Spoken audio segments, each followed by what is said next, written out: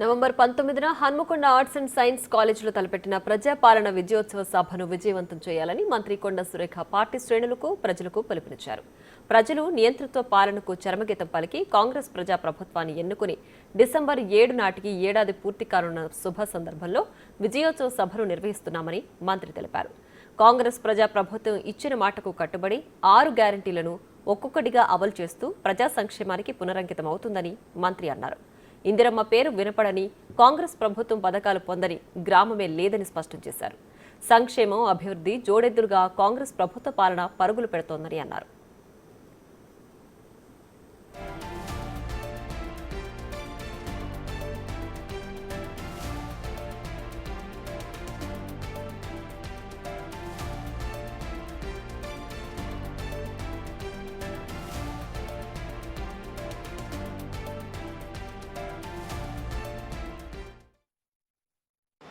ఈ నెల 19వ తేదీ Warangal arts and science college గ్రౌండ్లో మన ముఖ్యమంత్రి సీఎం రేవంత్ రెడ్డి గారు మరి బహిరంగ సభ నిర్వహిస్తున్న శుభ సందర్భంలో తెలంగాణ ప్రజలందరికీ కూడా శుభాకాంక్షలు తెలియజేస్తూ ఉన్నాను.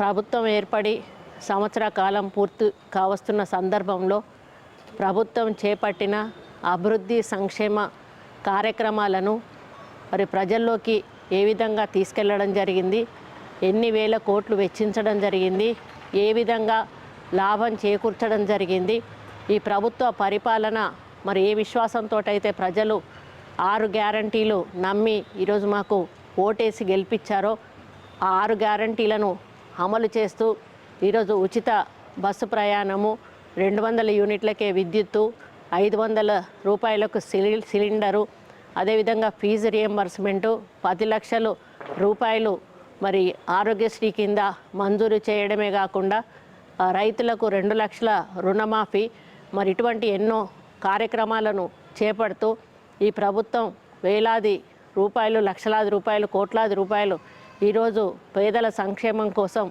మరి వెచ్చించడమే కాకుండా అనునిత్యం అభివృద్ధి కోసం పరితపిస్తూ ముందుకు పోతున్న సందర్భంలో మరి ముఖ్యమంత్రి గారు ఇందిరాగాంధీ గారి పుట్టినరోజును మరి దృష్టిలో పెట్టుకొని ఆ రోజు ఆమె పుట్టినరోజు సందర్భంగా వరంగల్లో మరి మహిళల సాధికారతను మరి ఉద్దేశించి మహిళలు ముందుకెళ్ళాలి, మహిళలు కోటీశ్వర్ అయినప్పుడే తెలంగాణలో ప్రతి కుటుంబం కూడా కోటీశ్వర్లు అవుతారు అనేటువంటి ఒక ఆలోచనతోటి మహిళలకు ఈరోజు కోట్లాది రూపాయలు రుణం ఇస్తూ, వడ్డీ లేని రుణం ఇస్తూ ముందుకు పోతున్న తరుణంలో మరి వరంగల్లో ఆ కార్యక్రమాన్ని మహిళల సాధికారతను దృష్టిలో పెట్టుకొని ఇందిరాగాంధీ ఒక మహిళగా, ఆమె ఉక్కు మహిళగా పేరొంది మరి దేశ ప్రధానిగా ఎన్నో సంక్షేమ అభివృద్ధి కార్యక్రమాలే కాకుండా మరి ఎన్నో మార్పులు తీసుకొచ్చి మరి మహిళలు మరి సగభాగం అంటూ నిరూపించినటువంటి వ్యక్తి.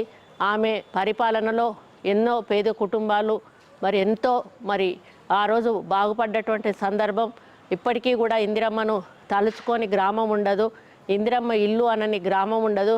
అదే పద్ధతిలో ఈ ప్రభుత్వం కూడా ఇందిరమ్మ రాజ్యం అందించాలనేటువంటి ఒక లక్ష్యంతో రేవంత్ రెడ్డి గారు ముందుకెళ్తా ఉన్నారు.